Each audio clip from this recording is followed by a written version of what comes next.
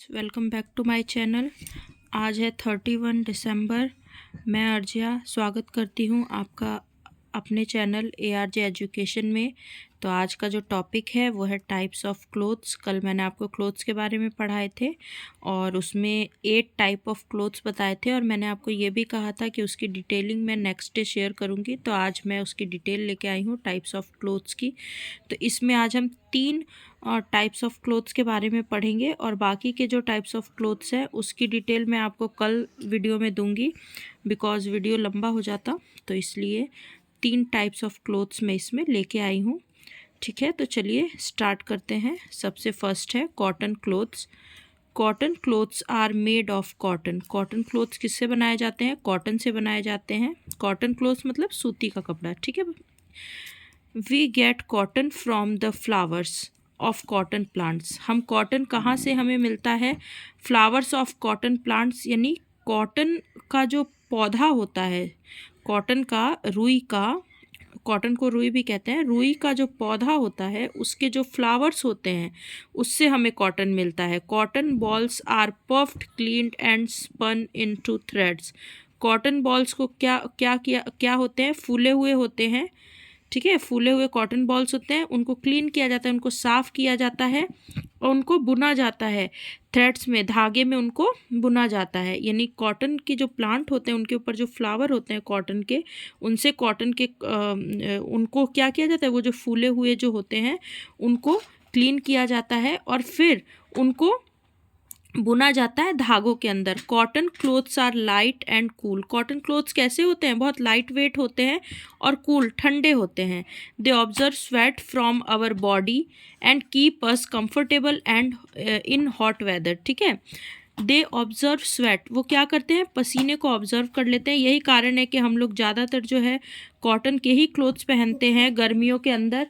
From our body and keep us comfortable, और क्या करते हैं? हमारे बॉडी से जो है वो स्वेट यानी सारा का सारा जो पसीना है वो सब ऑब्जर्व कर लेते हैं। कीप अस कंफर्टेबल, और हमें कंफर्टेबल रखते हैं इन हॉट वेदर। किस सीज़न में हमें कंफर्टेबल रखते हैं? गर्मियों के सीज़न में। इसलिए गर्मियों में पहनने वाला ये कपड़ा है कॉटन का कपड़ा। The cotton threads are woven into clothes by the weavers. Cotton जो क्लोथ्स, जो थ्रेड्स होते हैं, जो कॉटन के धागे होते हैं, आर वोवन, ये बुने जाते हैं इनटू क्लोथ्स बाय वीवर्स, बुनकरों के द्वारा बुने जाते हैं। ठीक है, कॉटन क्लोथ्स कौन बुनते हैं? बुनकर जो होते हैं, वीवर्स यानी बुनकर, वो बुनते हैं। ठीक है।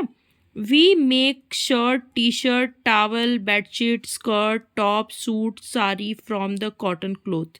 ठीक है, वी मेक, हम क्या क्या बनाते हैं, उससे बना सकते हैं शर्ट, शर्ट जो पहनते हैं, टी शर्ट्स, टावल, बेडशीट, चादरें, स्कर्ट जो होता है, और टॉप जो होते हैं, सूट होते हैं, साड़ी, ये सारे कॉटन क्लोथ्स, इन सब के अंदर कॉटन क्लोथ्स मतलब ये सब कॉटन क्लोथ्स में अवेलेबल हैं।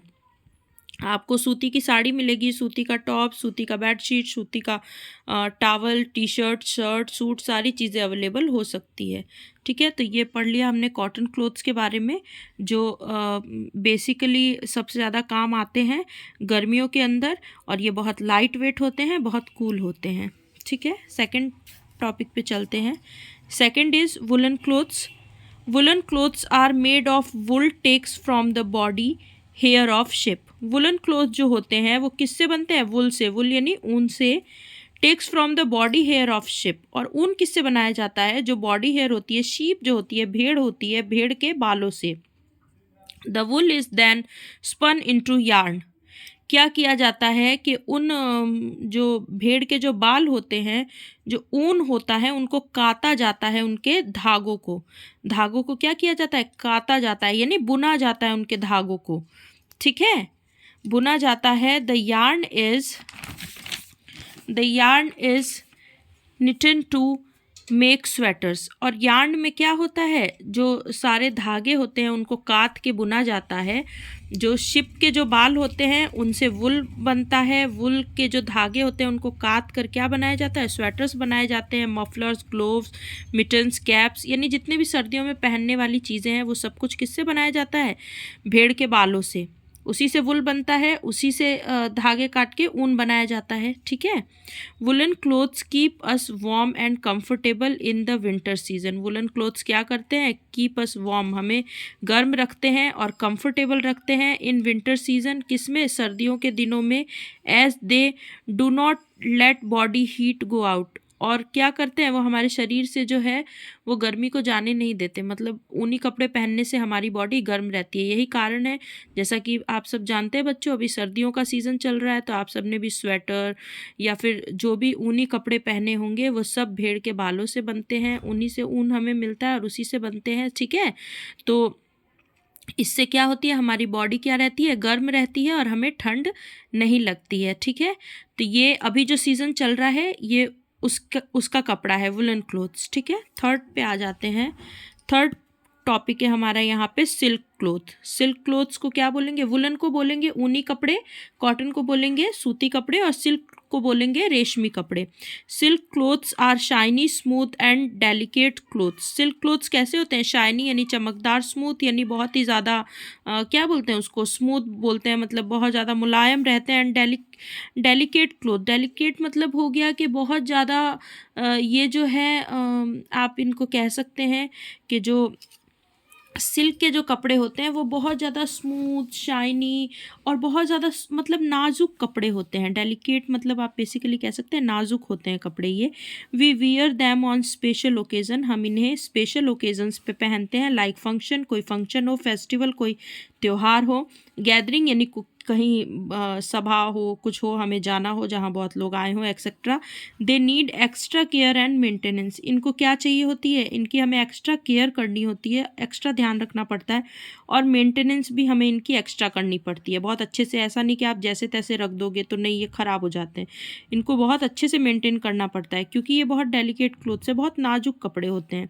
We get silk from the cocoons of silk worm, हमें सिल्क कहाँ से मिलती है, कोकोन्स यानी आप कह सकते हैं एक तरीके का कोश होता है, गोल जो होगा, गोल होता है, अंडे के आकार का कोश होता है कोकुन्स बेसिकली, ऑफ सिल्क वॉर्म यानी जो सिल्क वॉर्म होती है, रेशम के जो कीड़े होते हैं उनके जो कुकुन्स होते हैं वहीं से हमें सिल्क मिलती है, ठीक है। The silk thread is woven into clothes, और वहीं से सिल्क के जो धागे हैं वो बुने जाते हैं और धागों से क्या बनते हैं, सिल्क के कपड़े, ठीक है।